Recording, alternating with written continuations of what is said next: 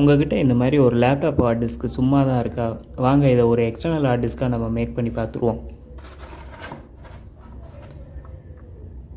இதுதான் நான் hard disk case வாங்கியிருக்கேன். உங்களுக்கு என்ன பிராண்டு தோணுதோ இது மாதிரி நீங்கள் ஒரு கேஸ் கம்ப்யூட்டர் கடையில் போய்ட்டு நீங்கள் வாங்கிக்கோங்க.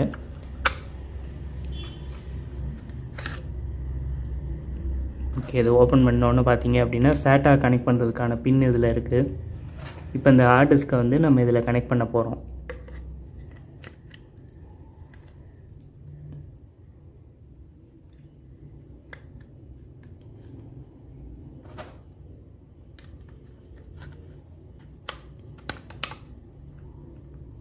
அவ்வளோதாங்க.